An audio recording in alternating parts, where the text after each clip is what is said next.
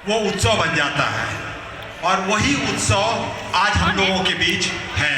आप देख रहे हैं धरती की हरियाली को, आप हर चीज़ को एक यूनिफॉर्म और ट्रेडिशनल वे में देख रहे हैं और फील कर रहे होंगे कि हमारे जितने भी बेटियां हैं, जितने भी बहनें हैं, उनका भी एक ड्रेस कोड है।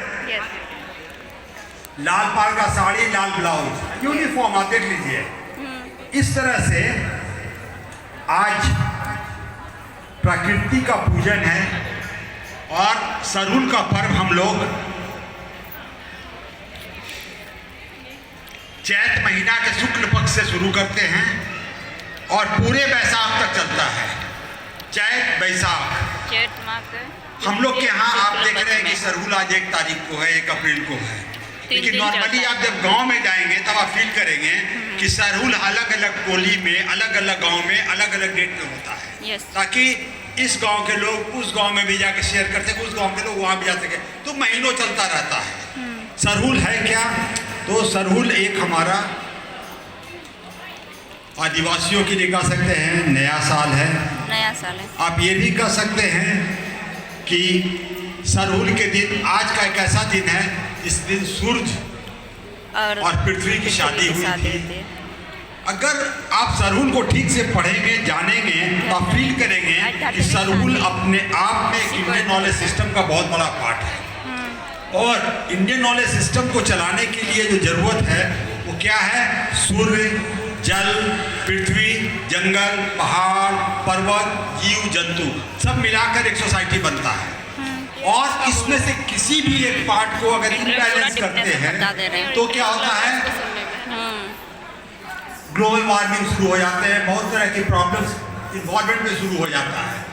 आप फील करेंगे कि जितना जरूरी आपके लिए जंगल है उतना ही जरूरी आपके लिए पानी है, जितना जरूरी सनलाइट है उतना ही जरूरत आपके लिए जीव जंतु है। हर एक दूसरे को कोरिलेट करता है। आज के समय में जो हमारे सरहुल के बीच की बात करें तो उन समय जब एक हरियाली आ जाती है और साल के बीच में फल फूल आने लगते हैं, फल आने लगते हैं, उस समय हम लोग सरहुल का महोत्सव मनाते हैं। इनफैक्ट हमारे जनजाति लोग, जो हमारे गांव के लोग हैं, जो हमारे आदिवासी लोग या जो झारखंड वासी लोग हैं, वो इतने ज़्यादा जंगल से अपने आप को अटैच किए हुए हैं।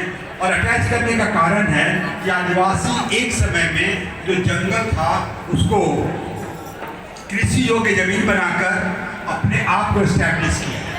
आज के समय जिस दिन हम लोग सरहुल मना रहे हैं उस समय आप देखेंगे कि जितने भी माइनर फॉरेस्ट प्रोडक्ट हैं, चाहे आम हो, अमरूद हो, जामुन हो, आंवला हो, कुसुम हो, पीपल हो, केंद्र हो, रुगड़ा हो, सब में फ्लावरिंग शुरू हो गया है और छोटे छोटे फल आने शुरू हो गए हैं। तो हम उसी को सेलिब्रेट करते हैं। साल का जो फूल आज हम लोग यहाँ लगाए हुए हैं, अगर आप इसके हिस्ट्री को देखना चाहेंगे तो आपको साल एक ऐसा पेड़ है, जंगल एक ऐसा हमारे आदिवासियों के साथ अटैच है, नेचर एक इस वे में अटैच है कि आप जिनका भी गोत्र देखें, जिनका भी गोत्र देखेंगे वो पेड़ पौधे जानवरों के साथ अटैच कहीं ना कहीं से जुड़ा हुआ है। आप इन चीज़ों को स्टडी करके देखेंगे तो आप फील करेंगे कि हमारे जंगल से इस तरह ये लोग अटैच हैं कि इनका जन्म, नामकरण, शादी विवाह एवं मरनी तीनों इसी साल से अटैच है। जब बच्चा जन्म होता है उसका नामकरण भी होता है, तो उनको जो भी हम उपहार देते हैं वो हमको साल के पत्ता में ही देना है। आप लोग जानते होंगे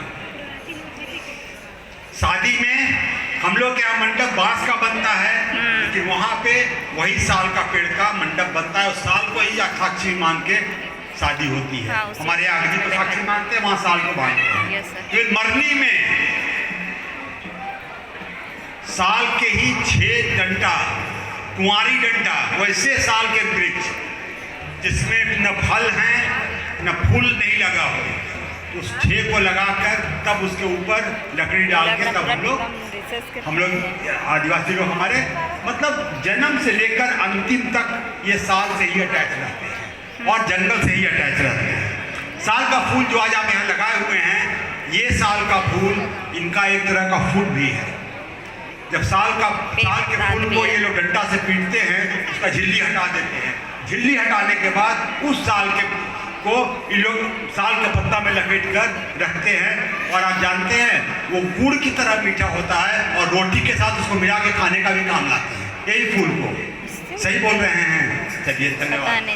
तो मैं ये बतलाना चाहूँगा आपको कि एक ऐसा समय अभी आ गया है नेचर में, ये जो हमारा चैत का महीना, बैसाख का महीना होता है, जिसमें कि आप फुटकल साग हो, चाहे तिलई हो, बरगद हो, नीम हो, महुआ हो, सब में नए नए फूल आ रहे हैं।